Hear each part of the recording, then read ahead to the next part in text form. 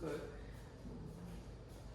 에너지 대사 다 끝나고 우리가 몸을 움직이고 뭐 이러는 과정에 일단은 혈액이 돌지 않으면 이게 안 되잖아요. 통합적으로 얘가 전부 연결시켜줘서 에너지원 전해주고 산소 전해주고 노폐물 받아오고 일을 해야 되잖아요. 그러니까 이 혈관이 막히면 그 부분에 영양소 공급이 안 되고 노폐물 배출이 안 되고 그러니까 뭐 다 기운도 없고 면역력도 떨어지고 이렇게 되는 거거든요. 요 이제 그림에서 지금 빨간색으로 그려진 거는 동맥, 그 다음에 파란색으로 그려진 건 정맥. 이렇게 보통 표시를 해요. 그리고 빨간색으로 그려진 것이 이제 뭐 주로 산소가 많다, 동맥이니까. 그 다음에 이제 파란색으로 그려지면 정맥이니까 이산화탄소가 더 많다. 뭐 이렇게 보통 얘기를 하죠. 자, 우리가 밥을 먹었어. 그러면 이제 소장에서 소화 흡수될 거 아니에요? 그 소화 흡수되면 포도당이 혈관 그 융털돌기를 통해서 혈관으로 흡수된다고 했죠. 그러면 어디로 가냐면 간으로 가요. 여기 초록색. 근데 왜 다른 거는 이렇게 파랑 아니면 빨강인데 얘만 초록색이냐? 얘가 정맥이라고 얘기할 수도 없고 동맥이라고 얘기할 수도 없기 때문에 그래요. 자, 여기서 지금 빨간색으로 표시한 거는 심장에서부터 나오는 동맥을 표시한 거예요. 그래서 그 안에 들어있는 산소의 양보다는 더 여기에서는 이제 혈관 종류로 해가지고 심장에서 나오면 무조건 동맥. 그래서 다 빨간색. 그 다음에 심장으로 들어오는 건 파란색 정맥으로 표시한 거야. 그러니까 산소, 이산화탄소량 따지지 않고. 자, 그러면 지금 요거는 심장에서 나오는 것도 아니고 들어가는 것도 아니잖아요. 그래서 얘는 동맥, 정맥이라고 이름이 안 붙여져 있어. 그래서 이름이 뭐냐? 간문맥이야. 간으로 들어가는 혈관이에요. 그래서 이 소장에서 흡수된 포도당은 다 간을 거쳐요. 자, 간으로 가서 일정량 저장할 수 있는 거 글리코젠으로 합성 저장되고 나머지는 이렇게 파란색으로 해서 나오는 거죠. 그래가지고 심장으로 들어가. 간 정맥으로 해서 심장으로 들어가요. 자, 그럼 여기 영양분이 되게 많겠지. 그죠? 간에 일단 저장하고 0.1% 포도당 양을 맞춰서 나왔으니까 우리 몸 돌기에 적당한 영양소를 가지고 있는 혈액이에요. 여기 심장으로 왔다가 심장으로 들어온 건 심방, 심실 통해서 폐로 가요. 폐로 지금 파란색 나갔잖아요. 폐로 심장에서부터 나갔잖아요. 요거는 심장으로 가는 폐 동맥인데 파란색으로 표시했다 이거야. 이산화탄소가 많아. 이산화탄소가 많아. 자, 그러면 폐에서 가스 교환하고 나면 산소가 많아지겠죠? 그래서 빨간색으로 표시한 거야. 그래서 요게 요렇게 또 심방으로 들어와요. 요거는 빨간색으로 표시했지만 폐정맥이야. 그 안에 들어가 있는 건 산소가 많이 들어가 있는 거야. 그래가지고 빨간색으로 표시했어요. 그러면 요거는 동맥혈이라고 부르는 거야. 산소가 많은 피 동맥혈. 그 다음에 이산화탄소가 많은 피 정맥혈 이렇게 얘기를 합니다. 조금 헷갈리긴 하지만 그림을 잘 보면은 심장으로 들어가는 건가 나오는 건가 그 다음에 폐로 들어가는 건가 폐에서 나오는 건가 이런 거 좀 따지면 되죠. 그래서 심장으로 깨끗하게 가스 교환한 게 들어와. 그러면 여기에 들어온 이 피는 지금 영양 공급 다 됐죠? 가스 교환 다 됐죠? 제일 깨끗한 피겠죠? 네, 심장에서 대동맥을 타고 나가요. 그러면 온몸, 머리 쪽, 그 다음에 몸, 기관별로 전부 산소랑 양분을 전해주는 피가 돌게 되는 거죠. 빨간색으로 이렇게 표시가 다 됐어요. 그래서 요거 상대동맥, 요거 하대동맥으로 해서 온몸을 전해주는 거예요. 그러고 나서 거쳐오면 이제 정맥으로 해서 다시 심장으로 들어왔다가 이산탄소 많으니까 폐에 가서 가스 교환하고 그 다음에 돌아오면 심장으로 들어왔다가 깨끗한 피를 딱 돌려주는 거예요. 여기서 소장으로 가거나 간으로 가거나 신장으로 가는 이것들이 전부 간동맥, 그 다음에 장동맥, 그 다음에 신동맥 이렇게 이름을 붙일 수 있죠. 나오는 건 신정맥, 요거는 아까도 얘기했지만 간문맥, 그 다음에 간정맥 해서 이렇게 들어가요. 그래서 이렇게 순환만 잘 한다면 곳곳 기관들이 계속해서 기능을 잘 유지를 하겠죠. 그래서 혈액순환이 잘 되면 기능 유지도 잘 된다. 이런 통합적인 기능 한다는 걸 보여준 거죠.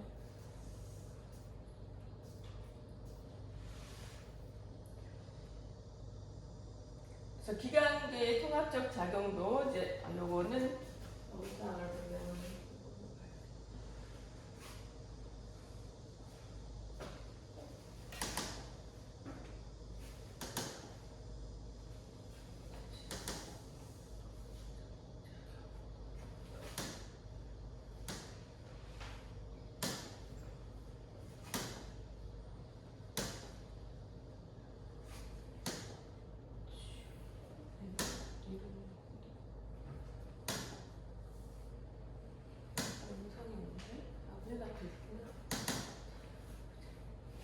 지금 우리가 얘기했던 걸 한꺼번에 다 보여주는 거예요. 지금 쭉 에너지 대사에 대해서. 자, 세포에서 산소, 그 다음에 이제 포도당 들어갔죠? 이걸 가지고 세포호흡을 통해 가지고 열하고 ATP 나오고, 그 다음에 노폐물 배출하고 할 거예요. 자, 그랬을 때 이제 산소 운반되는 과정, 포도당 운반되는 과정을 보여주는 거죠. 자, 산소 조직세포에다가 전해준다. 폐를 통해서 심장을 해서 나가니까 조직세포에다 산소 전해주죠.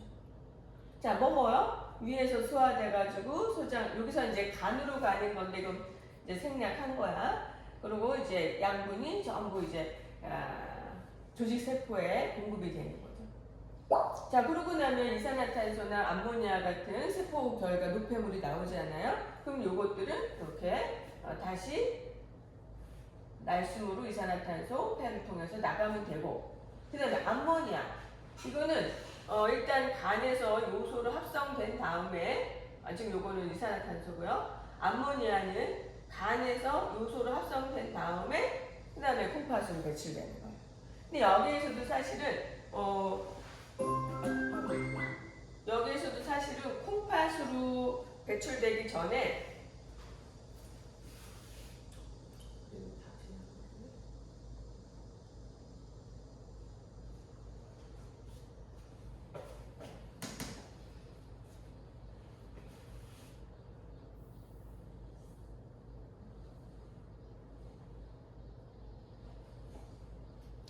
자, 여기에서 지금 암모니아가 요소로 합성되는 과정이 간에서 일어난다고 했잖아요. 그 다음에 간에서 바로 콩팥으로 갈 수 없어요. 아까 그림에는 그냥 간단하게 설명을 한 거라서 그래. 간에서 만들어진 요소는 다시 심장으로 들어가. 간 정맥을 타고 심장으로 들어가. 그 다음에 가스 교환해.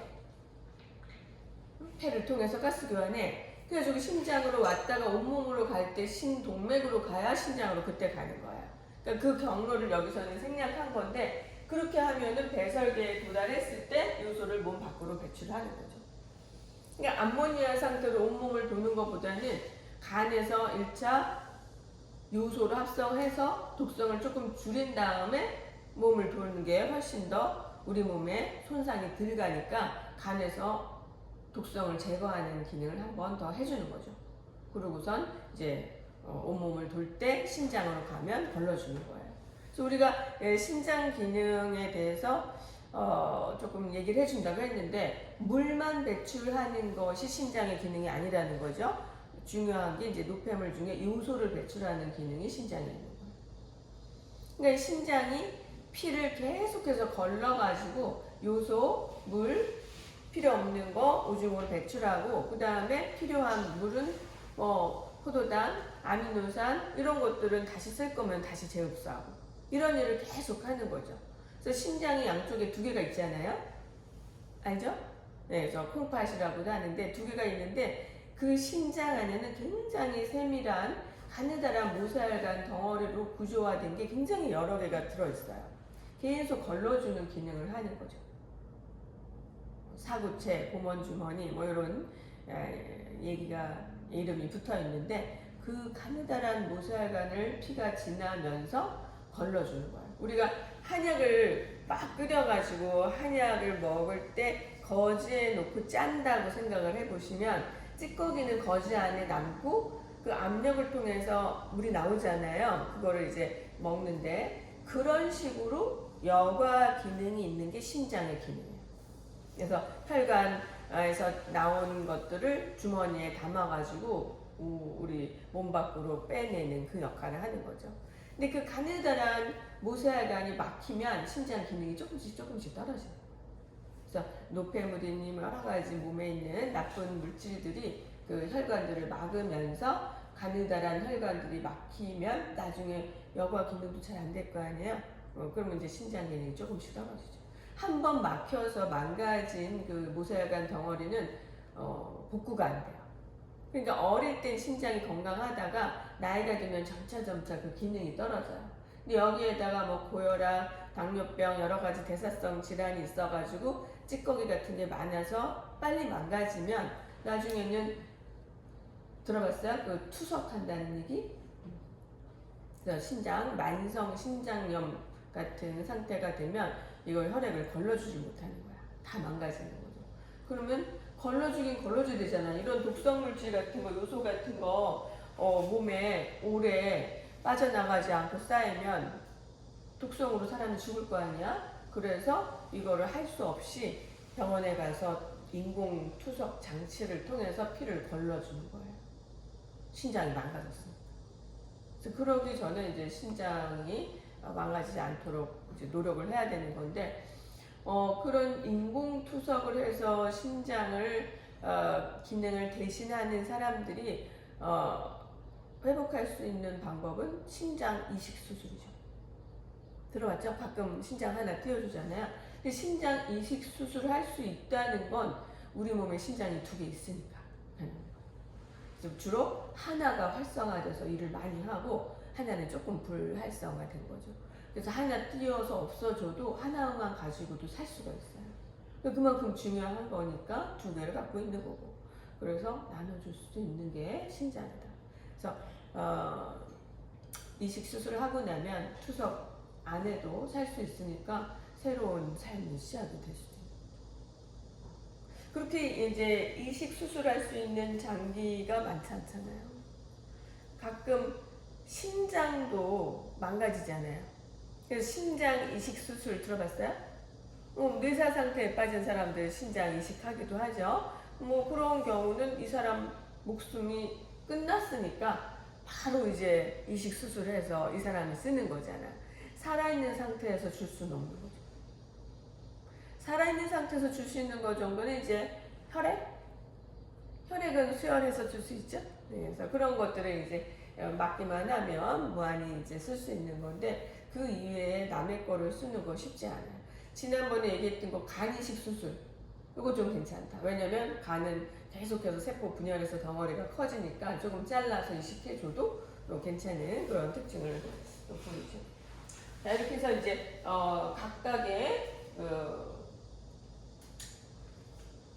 소화계는 영양소를 온몸으로 전해주는 일, 또 순환계는 혈관을 통해서 산소, 영양소 전해주는 일, 그 다음에 호흡계, 이것도 산소 들여보내고 이산화탄소 내보내는 일, 그 다음에 배설계는 지금 얘기했던 요소 같은 노폐물을 몸 밖으로 걸러서 내보내는 일, 이런 것들을 해요. 그래서 지금 요 4가지, 순환계, 소화계, 호흡계, 배설계, 요 4가지가 우리 대사작용에 있어서 통합적인, 유기적인 작용을 하는 기관계다, 이렇게 얘기를 하시는 거죠.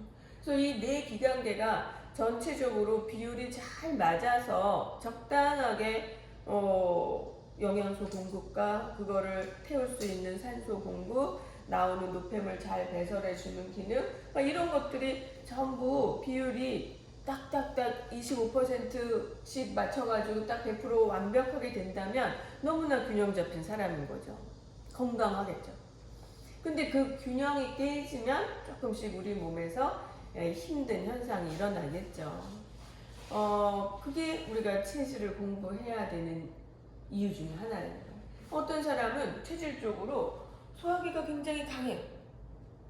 반대로 뭐 배설기는 약해. 이렇게 태어난다는 거예요. 그 비율이 깨져 있으면 막 먹기만 하면 배설은 잘 안 되니까 몸에 쌓아만 놓겠죠? 노폐물 잘 안 나가겠죠? 막 붓고 이렇게 되는 거죠. 그거를 어떻게 균형을 맞춰갈 것인가 이거를 우리가 고민을 좀 해봐야 된다는 거죠. 앞에서는 계속 태양이 나고 태음인에 대한 얘기 좀 예를 들어서 했잖아요. 그런데 이 소화계, 배설계 이 두 개 가지고 얘기할 때는 소양인하고 소음인을 비교할 때 얘기가 아주 재밌어요. 그래서 소양인은 소화기관이 굉장히 강해요. 그래서 먹는 것에 취미도 많고 관심도 많고 또 잘 먹어요. 먹는 거에 관심이 많으니까 이렇게 아침, 점심, 저녁을 뭘 먹을까를 생각을 많이 하는 거죠. 아침을 먹었어. 그러면 점심에 뭐 먹지? 이런 생각을 해요. 그리고 저녁 먹을 때도 뭐 먹지? 그냥 똑같은 거 먹는 거 너무 싫어요. 그러니까 먹는 것이 굉장히 삶에 있어서 중요한 요소가 되는 거예요. 그러니까 자기가 제일 그게 강하고, 그러면 스트레스 받으면 먹는 걸로 풀어요. 폭식.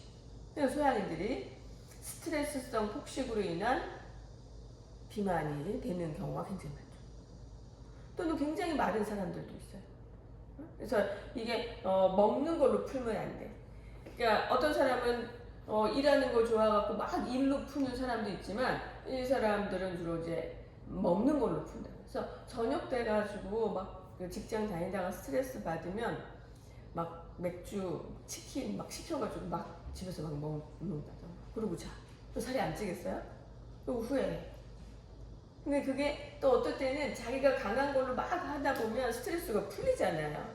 선생님은 뭐 막 분갈이 하고 막 밭에 가서 일하고 이러면 이제 어지러운 얘기를 다 잊어버리니까 스트레스가 좀 풀리거든요. 기분이 좋아져요. 그러면 소양이는 막 먹다 보면 자기가 좋아하는 걸 막 하니까 스트레스를 풀어. 잊어버려. 근데 그거에 탐닉하면 자꾸 먹는 걸로 풀게 되는 거예요. 스트레스 쌓인다? 또 먹어야지 이런 생각이 드는 거죠. 누가 술을 먹으면 술 먹는 걸로 스트레스 잊어버리면 그게 한번 시작이 되면 자꾸 그걸로 풀거든요. 그러면 그게 또 이제 알코올 중독이 되는 것처럼 이게 야식 중독 막 이렇게 될 수 있어요. 그래서 위가 강한 특징을 가지고 있다는 게 소양인이에요. 그러면 소음인은 반대거든요. 위가 되게 약한 특징을 가지고 있어요. 많이 못 먹어. 그래가지고 늘 이렇게 좀 소음인의 특징이 강하게 나타나는 사람들은 후부정하죠. 어깨도 좁고 얼굴 하얗고 자기는 살쪘다고 하는데 우리가 보기엔 되게 말라 보이고 주로 하체 비만인 경우가 많아요. 자, 그 두 사람이 이 배설계는 반대로 이 소화기가 강한 소양이는 배설계가 약해요. 하체가 좀 부실해. 그러니까 위로 에너지가 올라가고 아래는 좀 찬 체질이에요. 그래서 배설 기능이 약해요. 그리고 심장 기능이 약하고 물 배출 기능, 노폐물 배출 기능이 약하다는 거잖아요. 그래서 좀 잘 부어. 몸이 안 좋아지면 자고 일어나면 부어. 배출이 잘 안 됐으니까. 이런 사람은 이 배설 기능이 약한 만큼 땀으로 배출하면 되게 좋다 그랬죠? 네, 땀을 배출하면 굉장히 좋아요. 엊그제도 시골에 있는 어떤 여자분 얘기하는데 체력이 좋아요. 뭐 이장도 하고 뭐 꽃도 막 그 화원 같은 거 하면서 팔고 막 이러는데 그래서 체력이 좋아서 좋겠다 그랬더니 자기가 옛날에는 굉장히 약했대. 여기 와서 건강해졌다는 거야. 그래서 어디가 안 좋으셨었냐 그랬더니 심장도 좀 약했는데 맨날 자고 일어나면 팅팅 부었었대요. 근데 여기 오니까 이게 꽃밭 일구고 막 이런 거 하느라고 땀을 쭉쭉 뺄 거 아니에요. 그래가지고 땀을 막 빼고 나서 샤워하고 이러면 개운하다는 거야. 그래서 그게 너무 지나치면 몸에 안 좋은데 딱 요만큼 생각했을 때 딱 들어가서 샤워하고 이게 이제 반복적으로 되니까 몸이 되게 건강해지죠. 딱 소양인의 특징인 거예요. 부지런하고 이런 약한 기능만 보완해 줄 수 있는 그런 활동, 운동 이런 걸 통해서 균형을 잡아주니까 굉장히 체력이 좋아 보여요 지금. 그래서 소양이는 위가 강한 대신 배설, 신장기관이 좀 약하구나. 그래서 그거를 보완시켜 줄 수 있는 방법을 하면 좋겠다. 그래서 먹는 것에 집중하지 않으면 굶어야 되냐? 그건 아니죠. 먹긴 먹어야 되지 않아요? 근데 위가 너무 강하니까 위를 좀 식혀주는 음식을 먹으면 좋아요. 위를 좀 차갑게 해주는 음식을 하면 좋아요. 그게 어떤 거냐? 우리가 보통 이 음식 뭐 냉하다. 대표적인 게 뭐예요? 냉한 음식? 엄마가 이건 너무 먹으면 자꾸 먹으면 배 아파 뭐 이런 거 들어본 적 없어요? 냉한 음식, 너무 찬 음식.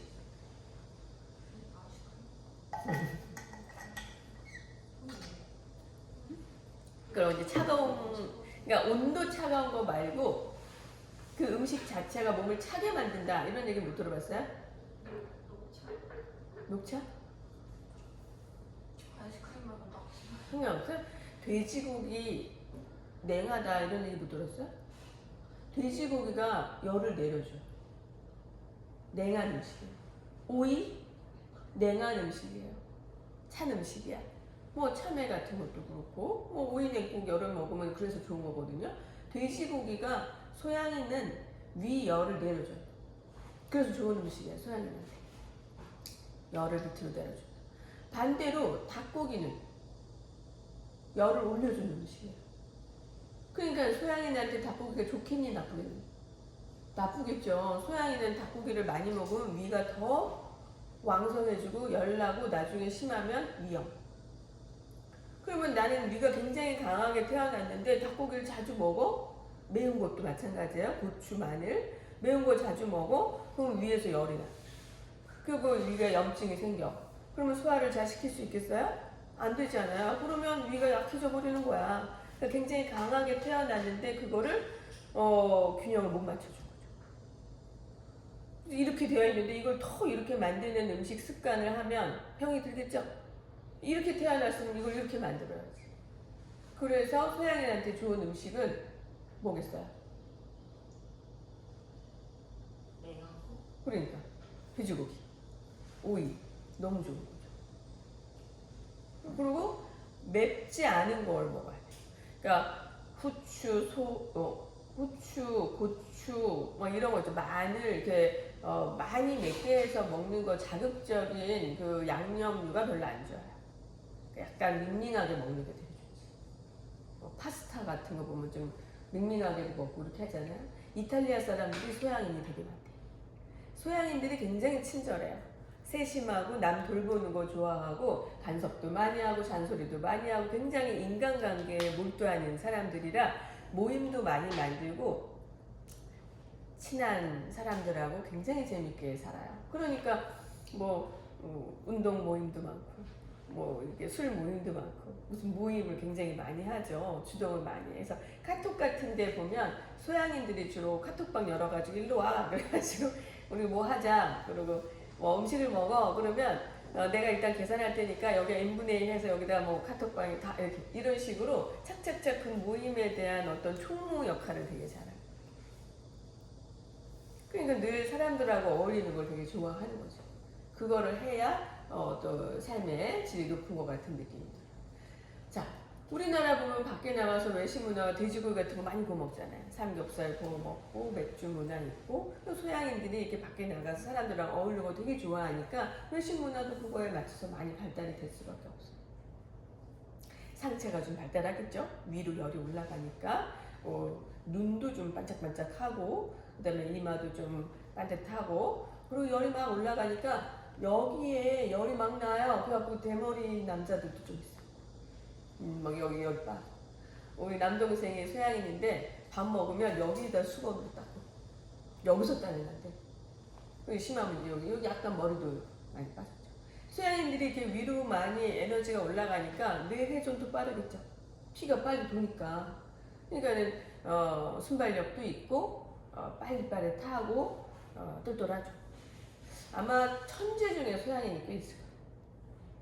그만큼 뇌에 이게 많이 위로 올라가니까 좋은 거죠. 뭐 그렇다고 다른 사람들이 머리가 나쁜 건 아닌데 이제 간혹 그렇다는 거죠.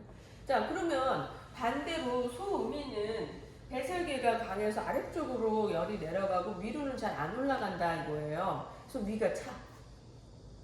근데 돼지고기 먹으면 좋겠어요? 안 좋잖아요. 그래서 돼지고기 우리나라 사람들이 옛날부터 좀 먹을 때 김치하고 맵게 해서 먹거나 고추장 넣고 이렇게 볶아 먹거나 이런 거 많이 하잖아요. 그러면 이게 상쇄되는 거야. 그 찬 기운. 그 기운이 좀 바뀐다고 봐야 되겠죠? 그래서 소음이는 돼지고기 안 먹으면 좋아요. 그 대신 뭘 먹으면 좋겠어요? 닭고기가 좋아요. 소음인한테 닭고기가 위를 굉장히 건강하게 만들고 이제 마늘, 뭐 후추, 고춧가루 뭐 이렇게 해가지고 먹으면 되게 좋아요. 그러면 약했던 위가 강해지기 시작을 하니까 균형이 잡아지잖아요. 그래서 굉장히 건강해져요. 이런 예로 일본의 스모 선수 알아요? 엄청 뚱뚱하죠? 하체 비만이지 대부분. 근데 어깨는 좁고 이 사람들이 대부분 소음인이래요. 소음인이 몸이 작은 사람이에요.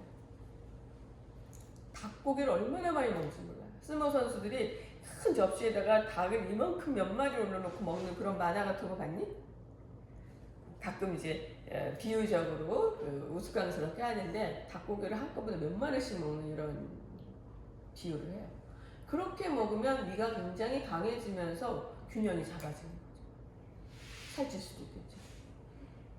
자, 이 사람들은 동물로 비유하잖아요. 그러면 돼지하고 비슷해요.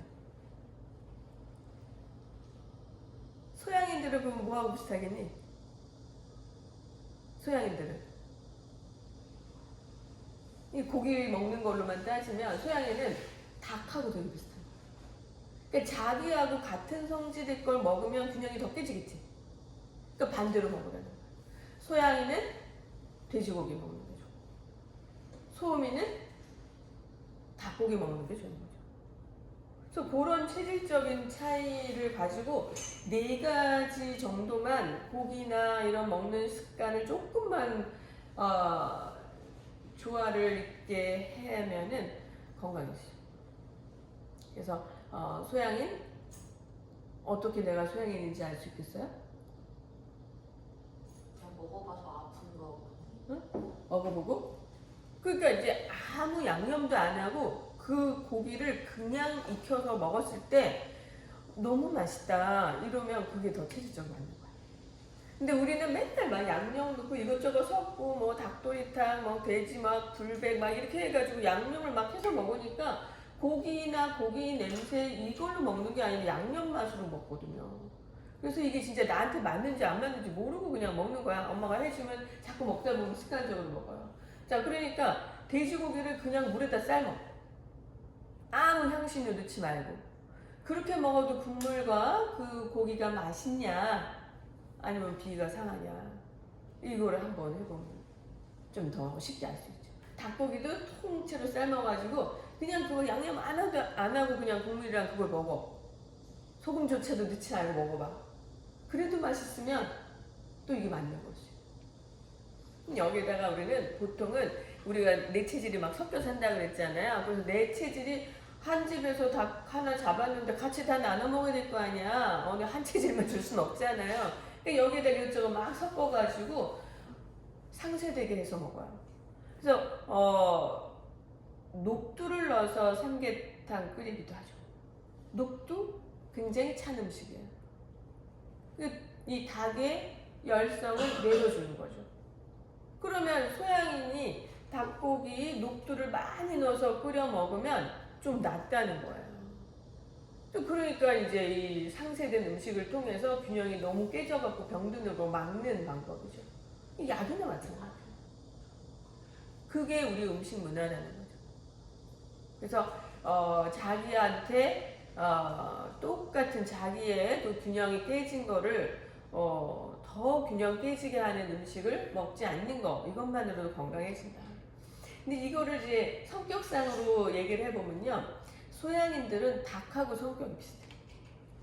닭 성격이 어떠니? 막 위로 올라가잖아요. 어쩔 때는 막 벼슬이 빨개지잖아. 눈도 얼마나 그냥 반짝반짝하면서 무서워요. 눈이 에너지가 많이 나가지고. 그래서 수탉 같은 경우는 지붕 위로 올라가가지고 끼워하면서 목청을 올려요. 그만큼 위로 에너지가 올라가는 거예요. 그게 소양인의 성격상 특징하고 굉장히 맞아떨어진다.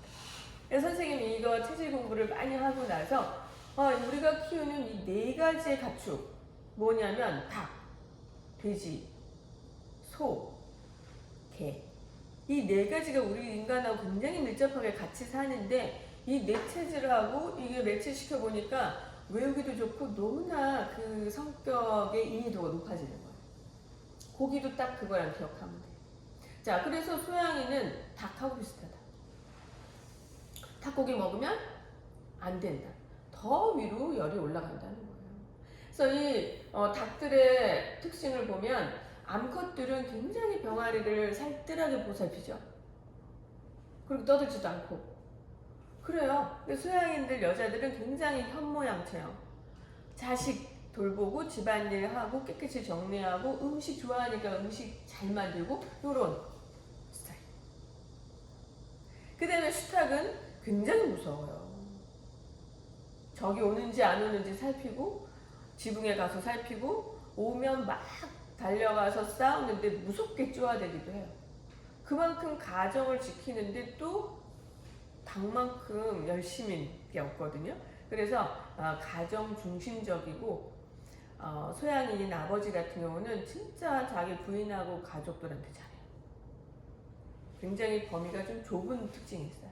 가족 중심. 뭐 친구들도 친구 중심. 우리 친구들 좀 약간 배척하는 그런 특징이 있어. 모르는 사람, 친하지 않은 사람은 좀 배척하는 그런 특징이 있죠. 좁아요. 이거는 이제 소라고 하는 그 앞에 붙은 그거 오히려 어떻게 붙였는데 그 옛날 이재마가 100년 전에 어떻게 알았나 싶을 정도로 그 사람의 내적인 그 범위까지도 체질 명칭에서 나오더라고요. 자, 소음인도 범위 좁아요. 소음인은 어떤 동물하고 비슷하겠어요? 돼지하고 비슷한 거예요. 자, 돼지들은 고개를 쳐들고 남하고 싸우질 않아요. 항상 이렇게 꾹꾹꾹 하고 밑으로만 있거든요. 먹는 거 당연히 좋아하죠. 위만 건강하면 스모 선수처럼 먹고 건강해질 수 있어요. 자, 돼지들은 엉덩이가 굉장히 발달되어 있잖아요. 그죠? 소음인의 체격적인 조건하고도 굉장히 비슷하고 순하고 그렇다는 거죠. 싸우질 않아요. 소음인은 어떤 그 모임에서도 우리 뭐 교실이건 우리나라건 뭐 일본에도 소음인 많다는데 싸우질 않아요. 다른 나라 가도 일본인은 없는 것 같아요. 드러내질 않아요. 요 전체 친구들 중에서도 소음인은 잘 안 드러나요. 왜? 싸우지도 않죠? 친구 범위도 굉장히 좁아서 자기하고 말 통하고 상처 안 주는 사람들하고만 친해요. 그러니까 여러 사람하고 대화 잘 안 해. 있는 듯 없는 듯 그렇게. 이게 굉장히 범위가 좁아서 친구 관계가 아주 좁다. 단짝하고만 사귄다고 생각합니다. 다른 사람하고는 거의 대화를 안 해요. 자, 그러면은 우리 지난번에 했던 태음인하고 태양인은 그럼 어떤 그 동물하고 비유하면 좋을까 한번 생각해 봐야죠. 같이 얘기했으니까. 태음인은 개하고 비슷해요. 우리 굉장히 가까이 지내고 있잖아요. 태음인. 개하고 비슷해요. 그래서 개는 약간 성격상 복종적이다. 한 주인만 섬긴다. 이런 특징이 있잖아요. 그래서 태음인도 조직 생활을 굉장히 잘하고 자기 보스한테 엄청 잘해요. 줄을 타면서 딱 자기 보스의 명령을 잘해요. 그래서 태음인들은 이렇게 명령한 대로 따르는 걸 너무 잘해요. 개들도 항상 주인 말을 잘 들으면서 간식 하나로 다 이거 훈련시킬 수 있잖아요. 그 먹는 걸로 훈련시키기 제일 좋은 게 태음인이에요. 맛있는 것만 해주면 부인이 하라는 거 다 엄청 말 잘 들어요. 맛있는 걸 해줘야 되게 되죠. 먹는 거 좋아하니까 그래서 맛있는 거 좋아하고 또 이 먹는 것도 딱딱 제 시간에 이렇게 자기가 먹는 거 스타일대로 먹는 거. 이제 강아지 같은 경우는 맨날 똑같은 거 줘도 괜찮아요. 시간 맞춰서 내가 먹을 만큼만 주는 게 중요해요. 그거를 놓치고 안 주면 엄청 화를 내요. 그러니까 태음인이나 태양인은 먹는 종류를 그닥 가리지 않아. 근데 태음인은 특히나 이 규칙적인 걸 좋아해서 딱딱 내가 먹을 거 그 시간에 있으면 돼. 양이 부족하지 않게 내가 먹을 만큼 많이 주면 돼. 그럼 만족되는 거야. 내일 똑같은 거 그거 또 줘도 돼. 소양이는 똑같은 거 먹는 거 되게 싫어한다잖아요. 태음이는 그거 돼. 늘상 딱딱 규칙적인 거. 공부를 해도 이렇게 계획표를 딱 세워가지고 규칙적인 거 안에서 하면 되게 잘 되는 거예요. 오랫동안 유지할 수 있어요. 끈기가 있거든요. 그래서 걔들이 늘 매일매일 똑같은 규칙 속에서도 그렇게 오랜 세월 잘 살 수 있는 게 비슷한 특징을 갖고 있죠. 아침에 오줌 누구 나면 간식하나, 뭐 하거나 뭐 하나, 뭐 이런 식으로 딱딱 그 자기 정해진 루틴대로 하면 만족스럽게 살아요. 근데 오줌 누구 나왔는데 간식을 안 줘? 엄청 화가 나는 거죠. 내가 늘 살아왔던 루틴대로 살아야 이게 안정된 게 태음이에요. 걔하고 굉장히 비슷하죠. 또 우리나라가 옛날부터 농경사회였잖아요. 농경사회는 1년에 하는 그 루틴이 매일 똑같죠? 며칠에 씨 신고 뭐 하고 뭐 하는 게 딱딱 정해져 있잖아요. 그거 지루하지 않게 평생 할 수 있는 체질이 태음이에요. 또 몸도 건강하고 잘 먹고 시키는 대로 규칙적인 대로 늘 해왔던 거 평생 잘할 수 있어요. 그거에 지루함을 느끼지 않아요. 그러니까 뭘 하나 해도 평생 할 수 있는 끈기가 있기 때문에 처음엔 좀 서툴어도 하다 보면 점점점 익숙해지고 이거를 평생 할 수 있으니까 뭐 하나라도 결과를 만들어낼 수 있잖아요. 요거 하다 저거 하다 하는 사람들은 뭔가 재주는 많은 것 같은데 결국은 이룬 게 하나도 없을 수 있는데 이 태음인들은 결국은 뭐 하나 이뤄. 평생 같은 루틴대로 내 분야를 계속 집중해서 파니까 뭐 하나를 해도 되죠. 그래서 프랑스에 태음인이 많은데 그 유명한 디자이너들이 패션 디자이너들이 태음인이 많대요. 한우물만 파고 자기 고집대로 자기 하는 스타일대로 남이 뭐라고 해도 흔들리지 않아요. 그러다 보면 결국은 나중엔 두각이 나타나는 거죠. 팔랑귀가 아니고 그냥 자기 고집 뚝심 내가 하고 싶은 대로. 그러니까 온 여러 상황이 자기가 정해진 대로 가는 게 제일 만족스러운 게 태음이에요. 그 걔하고 똑같잖아요. 걔는 자기가 정해진 루틴대로 이 집안 분위기가 돌아가야 제일 안심인 거야. 여기서 조금 습관이 달라지면 굉장히 무서워요. 그래서 걔들이 엄청 잘 짖잖아요. 겁나서 짖는 거죠. 낯선 사람 되게 무서워하잖아요. 그래서 태음인들도 낯선 상황, 낯선 사람 이런 자기가 정해진 루틴이 아닌 뭔가 삐껴나가는 거 굉장히 못 견뎌요. 그대로 해야지. 그런 낯선 상황이나 자기가 마음에 들지 않는 상황이 되면 화가 나요. 이거 루틴대로 되지 않는데.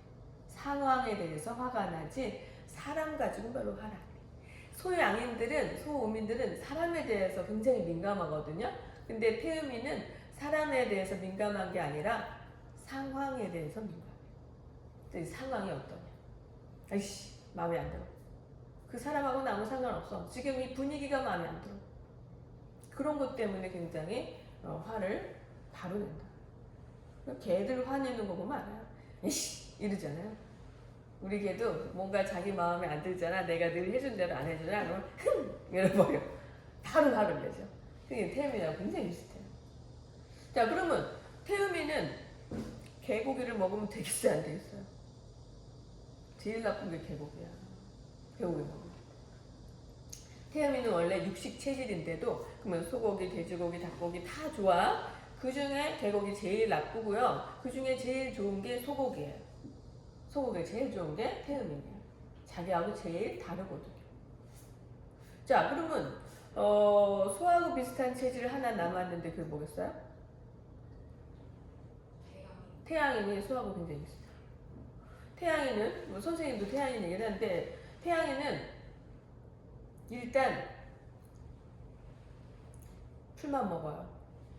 소, 육식 체질이 아니잖아. 그런데 굉장히 튼튼하죠? 사실은 개보다 더 근육질이잖아요. 그래서 풀만 먹는데도 충분히 근육 형성이 돼요. 그게 태음이냐? 아니 태양인이야. 그러니까 태양인은 채식주의자이면 굉장히 건강해질 수 있다. 그러니까 어릴 때 먹을 게 없어갖고 맨날 풀만 먹었어. 그럼 굉장히 건강할 수 있어. 그럼 뭐 잘 살아갖고 고기 같은 거 맨날 해줬어. 그러면 오히려 근육이 약해져. 근육병에 걸려요. 루게릭병 들어봤어요? 저기 스티븐 호킹 박사 루게릭병이었잖아요. 그 사람 태양인이거든요. 그 사람도 천재지. 그런데 어릴 때부터 술 고기를 되게 좋아. 여자도 밝히고 이랬대요. 근육병에 걸려. 온몸의 근육이 굳어지는 그런 병에 걸려서 나중에는 뭐 눈도 제대로 움직일 수 없을 정도로 손가락 하나 까딱 못하는 그런 상태가 됐었죠. 그래서 육식을 끊을 때 근육이 더 튼튼해지는 그런 특징. 소하고 되게 비슷하다. 그래서 소들의 특징을 보면요. 일단 안 움직여. 건강한 것 같은데 소 있는 거 보시면 이게 개들은 막 수시로 움직이잖아요. 정신없이 움직여. 소는 잘 안 움직여. 게으른 게 특징이에요. 고집 세고 게으른. 그래가지고 옛날부터 말이 저 소고집 이런 얘기 들어봤죠. 저 개고집 이런 얘기 안 하잖아요. 근데 소고집. 저 소고집. 소들은요 어릴 때부터 이게 억지로 끌려고 그러면 다리를 딱 벌리고선 딱 버티고 절대 문지방을 안 넘어가요. 엄청 고집이 있어요. 자기 가고 싶은 데로만 가고 일단 가기 싫고 막 이렇거든요. 그래서 그 소를 이렇게 가고 싶은 데로 끌으려고 하면 코에다가 구멍을 뚫어가지고 콧뚜래. 그래서 끌면 얼마나 아프겠어. 그러면 말 잘 들어. 어쩔 수 없이. 그렇게 해서 말 안 들을 순 없잖아요. 코 구멍 넣을 텐데. 그렇게 해가지고 이렇게 해서 일을 시키는 거죠. 자, 일을 시키면 근육이 튼튼하니까 잘 해요. 소 얼마나 일 많이 해. 일을 한 번 하면 밥 다 갈잖아요. 그래서 태양인들이 일 중독자예요. 한 번 자기가 좋아하는 일을 하면 그냥 밥 안 먹고 일을 한다는 거죠. 일 좋아해요. 그런 게 약간 비슷하죠. 그런데 한번 게을러지기 시작하면 누워서 일어나기 싫고 앉으면 눕고 싶고 이래가지고 거의 잘 안 움직여. 일단 태음인들은 이렇게 좀 소하고는 다르게 좀 이렇게 많이 움직이는 그런 특징이 있죠. 자, 근데 이제 태양인들도요 한 번 움직이다 보면 굉장히 잘 움직이고 말도 약간 그런 비슷한 특징이에요. 말, 양, 뭐 이렇게 소 비슷한 특징인데 뭐 게으른 그런 특징을 갖고 있는 사람이 있는가 하면 또 한 번 움직이다 보면 엄청나게 많이 움직이는 사람이 있잖아요. 그래서 그런 특징이 있죠. 가만히 있으면 있는데 일단 움직일 일이 있으면 엄청 활동적으로 움직이는 게 또 태양인이죠. 뭐 태음인 같은 경우는 우리가 이제 강아지를 생각을 해보면 굉장히 친구 오면 좋아하고 뭐 주인 오면 좋아하고 집안을 뺑뺑 돌고 뭐 밥 달라고 난리치고 하지만 그 일 외에는 누워 자요. 일하는 거 좋아하는 거 절대 없어. 먹는 거 좋아하고 그런 것 때문에 이제 바쁘고 한 거지 일은 안 하고 그냥 누워 있고 자죠. 먹고 자고 이런 게 되게 좋은 거야. 그래서 태음인들은 그냥 일을 안 하고 살았으면 제일 좋겠다 이런 특징을 갖고 있는 게 태음인이라고 볼 수 있죠. 그래서 우리 딸은 침대에 누워서 핸드폰만 보는 게 제일 좋은 그게 희망사항이에요. 선생님은 그렇게 하면 못 살 것 같아요. 그런데 이제 그런 특징이 있죠. 그래서 태양이는 그러면 이제 풀만 먹어야 되냐?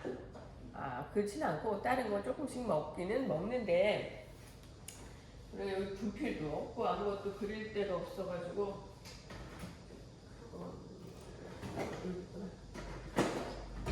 간단하게 들어보면 우리가 이제 네 가지 체질을 딱 나눠가지고 얘기를 해보잖아요. 만약에 여기가 이제 개야. 그러면 걔는 뭐하고 비슷하냐면 태음이. 그 다음에 소는 태양인하고 비슷하다. 그 다음에 여기 소음인이 있겠죠? 의지하고 있겠죠. 그 다음에 소양인이 있겠죠? 이거는 닭하고 비슷하다. 이렇게 네 개를 그려놓고 외우면 되게 쉬운 거예요. 자, 그러면 개는요, 태음인 개하고 비슷하다고 했잖아. 그러면 이 자기하고 완전 반대 체질은 소고기가 제일 좋은 게 태음이에요. 그 소음이는 자기하고 반대인 닭고기가 제일 좋은 게 소음, 반대 체질이니까. 그 다음에 소양이는 자기한테 제일 맞는 게 반대인 돼지고기다. 자, 그럼 이게 맞잖아요. 그럼 태양이는 개고기를 먹으란 말이야?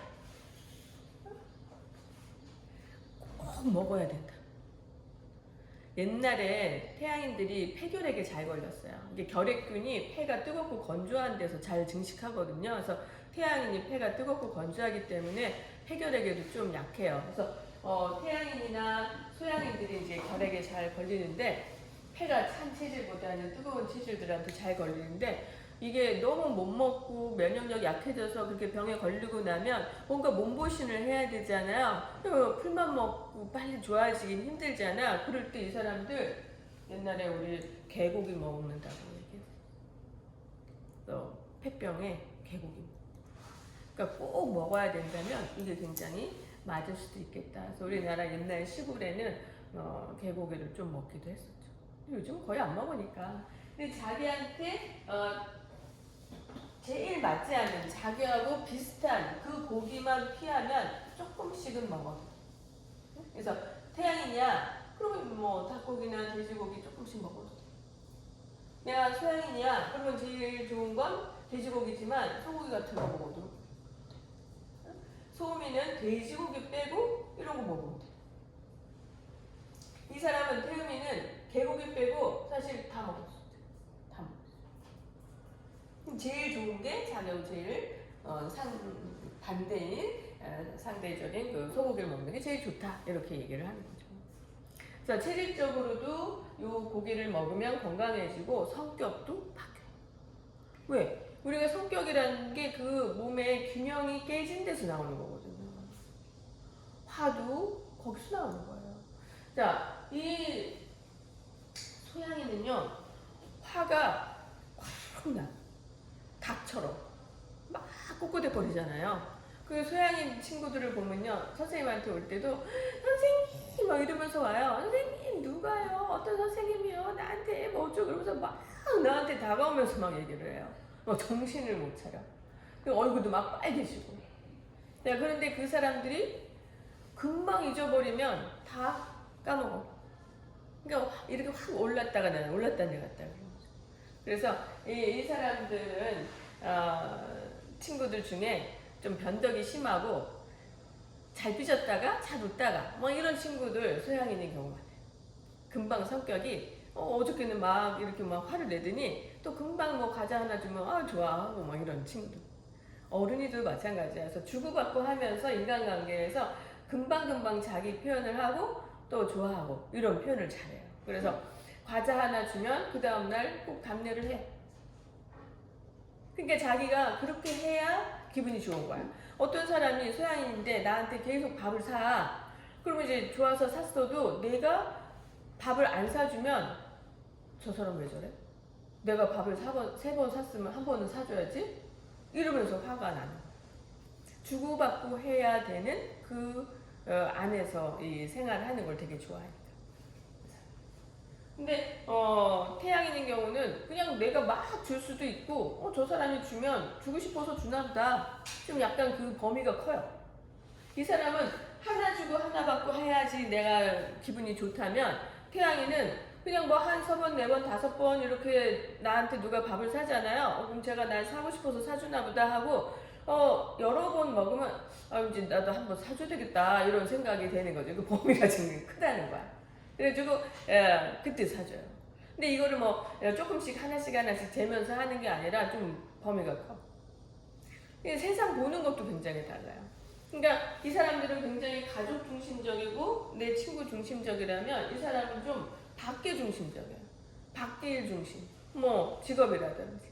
그러니까 과학 선생님들 중에도 뭐 선생님도 태양이라고 했잖아요. 그래서 사람보다 더 밖에 자연, 생태계 이런 데 관심이 많아요.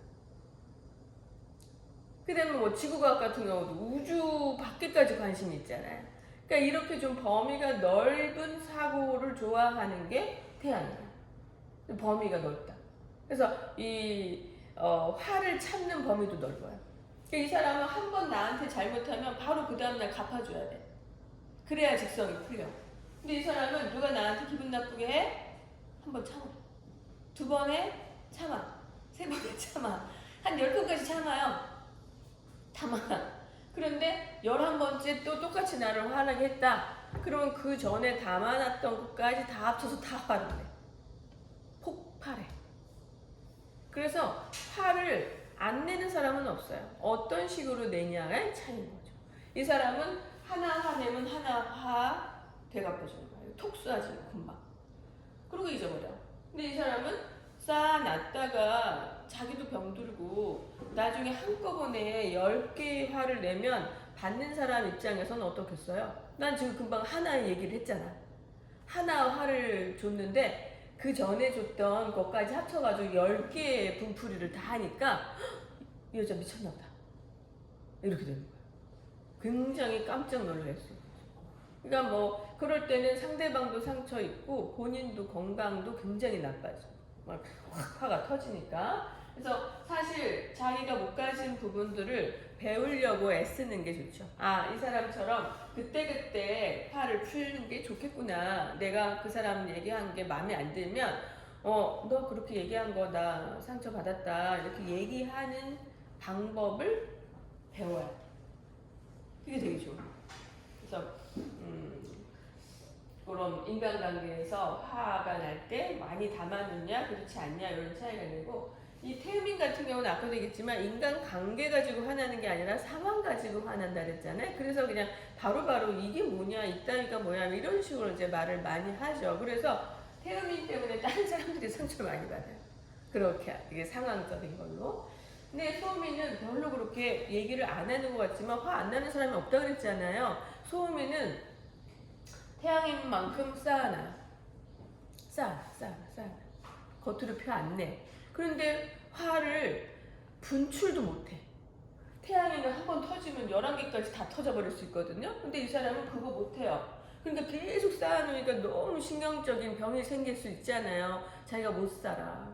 그래서 어떻게 하냐? 삶의 방법은 절교하는 거예요.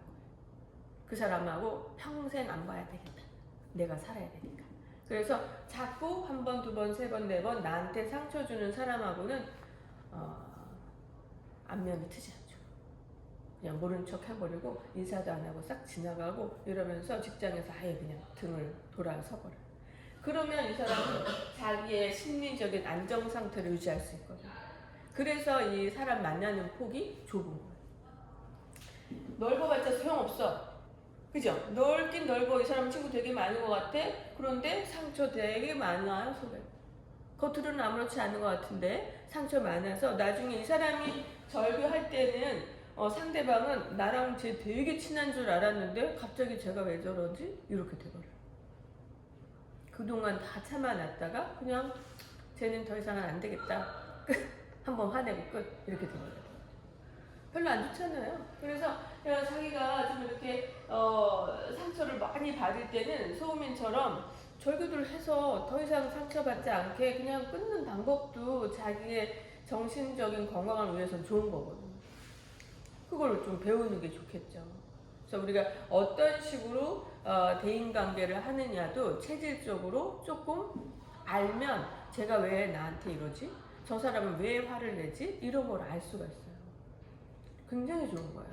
그래서 수시로 화내고 나한테 뭔가 수시로 섭섭해하고 이런 사람들은 이런 소양인이 많은데 어떻게 대해주면 좋은가 이걸 알 수 있죠. 제가 나한테 뭐 하나를 주면 쟤는 비슷한 걸 뭐 하나를 받기를 원하는 거구나 이거를 생각을 하고 있어요. 염두에 둬야 돼. 그거를 생각 안 하고 자기 생각처럼 뭐 한 5개 받을 때까지 그냥 있다가 그 뒤에나 뭐 한 번 줘야지 이러면 벌써 저 사람은 삐졌네. 그렇게 되는 거죠. 선생님들 중에 이제 너네가 아는 선생님들 중에 내가 이제 예를 들어서 많이 얘기를 하는데 본인께 사실 더 재밌잖아요. 본인이 알면. 그래서 그거를 조금 공부를 하면 좋겠다 이런 거죠. 그래서 내가 어떤 체질인가, 선생님은 사실은 맥을 짚을 줄 알아요. 그래서 그 체질적인 특징하고 이제 맥하고 좀 있기 때문에 하긴 하지만 이게 인터넷 찾아서 막 읽어보면 자기하고 되게 비슷하다. 선생님 지금 얘기한 것만으로도 내가 친구 관계를 어떤 식으로 하는가 요거를 조금 알 수가 있잖아요. 좀 그렇게 해서 자기 알아가면서 건강을 유지하는 게 굉장히 좋죠. 또 이 교감신경과 부교감신경에 대한 것도 우리 배울 텐데 그 신경이 굉장히 예민한 체질이에요. 이 사람하고 이 사람이 둘 다 굉장히 예민해. 그러니까 막 참긴 참는데 예민해. 그 예민한 체질들은 이 교감신경 항진된 것 때문에 몸에 병이 와요. 그거를 해소할 수 있는 여러 가지 것들을 하는 게 되게 좋겠죠. 그래서 반대로 태음인 같은 경우는 부교감신경에 항진된 체질이거든요. 부교감신경은 주로 우리가 쉴 때, 잘 때 작용하는 신경이기 때문에 자꾸 몸이 이렇게 다운이 되죠. 그래서 내가 왜 이렇게 자꾸 눕고 싶고 자고 싶고 이러지? 그러면 이제 부교감신경 항진 체질이기 때문에 그럴 수 있거든요. 그럴 때는 자기 체질이 그러니까 일부러라도 자꾸 움직여서 우리가 막 활달하게 움직이고 뭔가를 하면 교감신경이 항진이 되니까 그렇게 하면 돼요. 음악 같은 걸 막 밑에 있는 음악을 틀어도 돼. 그러면 막 교감신경이 항진이 되거든요. 자, 이런 것들에 대한 얘기는 이제 조금 이렇게 해서 좀 종합적으로 했으니까 이제 다음 시간까지 본인들 체질이 뭔지 한번 생각해 보면서 4가지 체질에 대한 특징 인터넷 조사한 거를 댓글로 올리세요. 선생님이 글쓰기 할 테니까 거기다가 한번 올려놓고 또 공부를 한번 서로 얘기하면서 해봅시다. 오늘 여기까지 해요. 수고했어요.